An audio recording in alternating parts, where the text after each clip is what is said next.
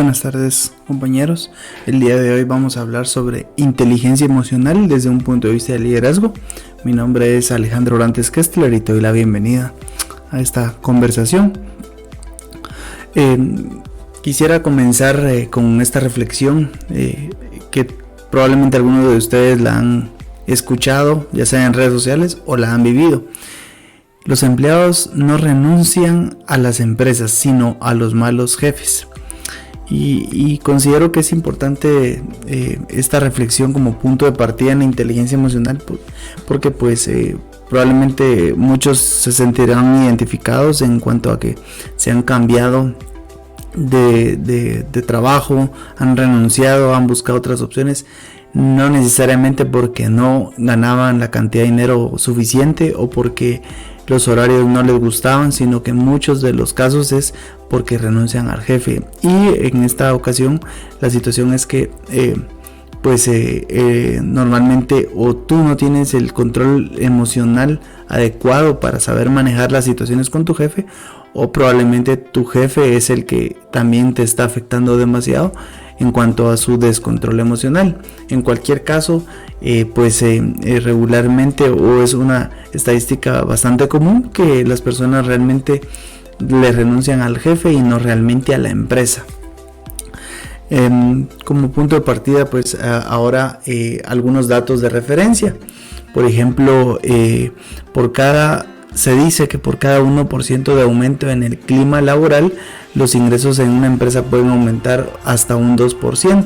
Entonces, diferentes estudios de Harvard han encontrado que la relación directa entre un buen clima laboral ayuda a generar mayores ingresos en la empresa. Otro dato es que el modo en el que las personas se sienten en la empresa da como resultado entre el 20 o 30% de su rendimiento.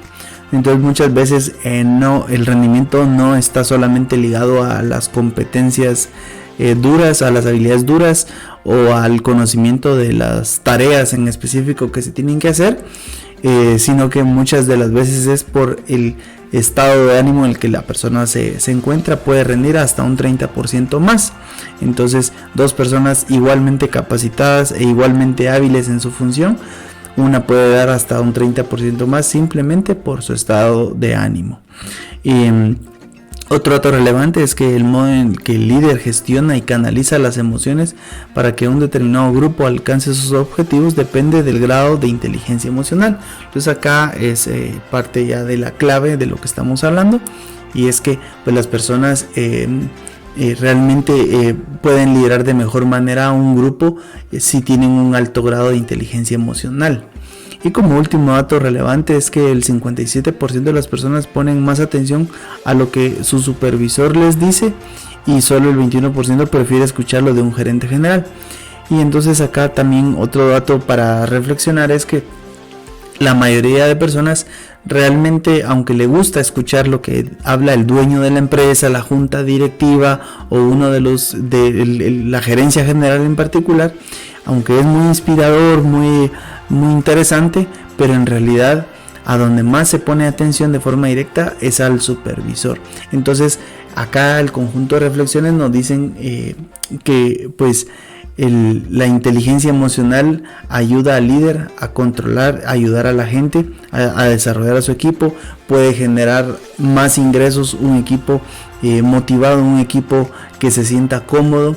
Y también el 57% lo que nos dice es que la mayoría te pondrá más atención a ti de manera directa, más que incluso a un gerente general. Entonces creo que tenemos las herramientas para entender la importancia del impacto que podemos generar, y tenemos la posibilidad de hacerlo.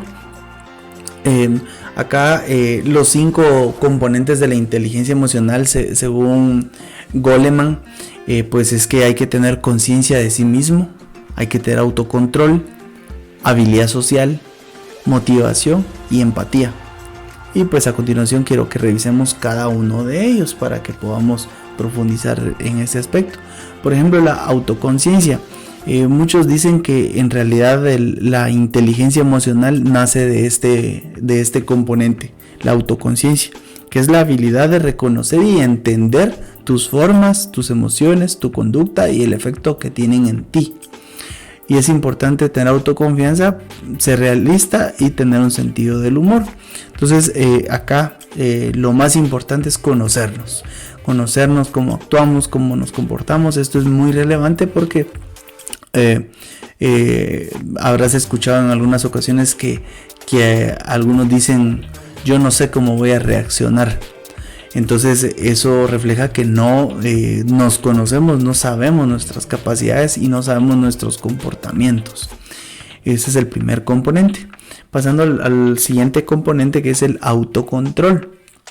Y es la habilidad de controlar o redireccionar los impulsos y estar propenso a suspender el prejuicio para pensar antes de actuar. Entonces acá la clave es que nosotros vamos a pensar antes de actuar. Eso es vital, digamos, en el control emocional, y se requiere integridad, confort ante la ambigüedad y apertura al cambio. Entonces muchas veces podemos nosotros tener autocontrol, pero bajo situaciones que no nos alteran el confort o no existe un cambio. En esos aspectos es más fácil tener autocontrol, pero si se presenta una situación de ambigüedad o de un gran cambio, entonces allí es donde se puede someter nuestra capacidad de autocontrol. Entonces nosotros debemos de tener esa habilidad para controlar nuestros impulsos.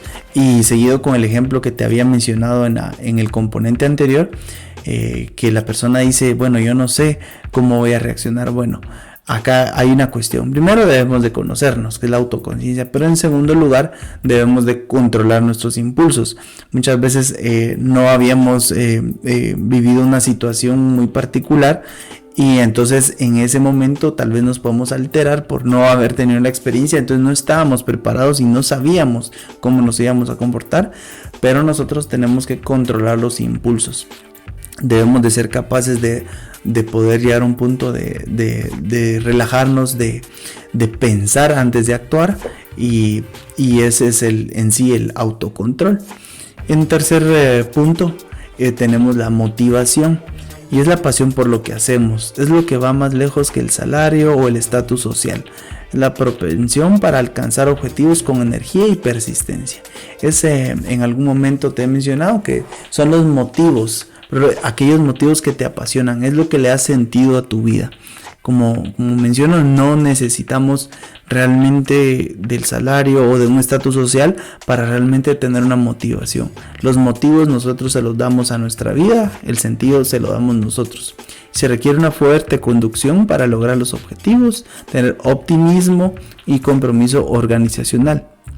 Siempre en el aspecto de la motivación, pues el ser optimista y el recordar siempre los logros juega un papel determinante para alcanzar la motivación. Cada quien podrá tener una diferente motivación, pero lo importante es siempre actuar con optimismo para poder revitalizar esa motivación que hay, que sale de nosotros. Y de ahí el cuarto componente es la empatía. Este aspecto puede ser retador porque muchas veces no comprendemos a la otra persona. No nos ponemos en el lugar o en los zapatos de la otra persona. Y es que es la habilidad de entender la situación emocional de las otras personas, ponerse en sus zapatos.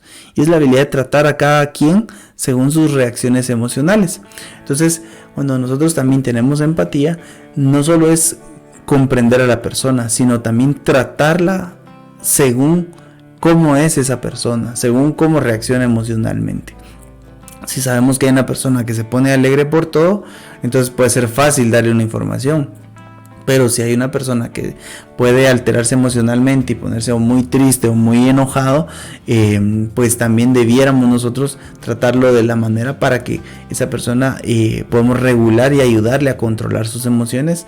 Entonces no solo es conocer y ponerse en el lugar, sino también trabajar y apoyar a la persona según sus capacidades emocionales. Pues se requiere experiencia en construir y retener el talento, trabajo multicultural y servicio al cliente, ¿verdad?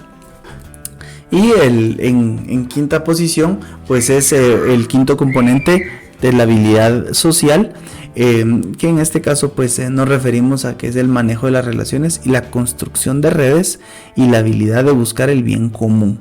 En este caso pues ya no solamente depende de nosotros, sino de todo un grupo. Y se requiere esa habilidad en liderar el cambio y liderar equipos y de ser muy persuasivo. Persuasivo puesto que no solo depende de nosotros, sino que tenemos que poder influir en los demás. Entonces se ha descubierto que estos 5 componentes son los que tienen un patrón común en cuanto a lograr la inteligencia emocional. Y bueno, otro dato para ir finalizando que quiero compartirte es que el cerebro es muy diferente. El cerebro de su lado izquierdo pensamos en la parte racional, la parte lógica, pero del lado derecho tenemos el aspecto emocional. Entonces es importante comprender que hay personas que pueden tener una tendencia mayor a la parte emocional, a la parte creativa, a la parte muy de relaciones con personas, muy empáticas, y otras muy dadas al aspecto lógico. De cualquier manera, aunque probablemente hayan personas que tengan una tendencia a pensar con un lado del cerebro, estas son capacidades que se pueden desarrollar y se pueden cada vez perfeccionar, de tal manera que son capacidades que realmente podemos nivelar según nosotros ejercitemos esas capacidades. Así que con esto pues yo te quiero agradecer bastante por toda tu atención y nos seguimos compartiendo más ideas en una próxima.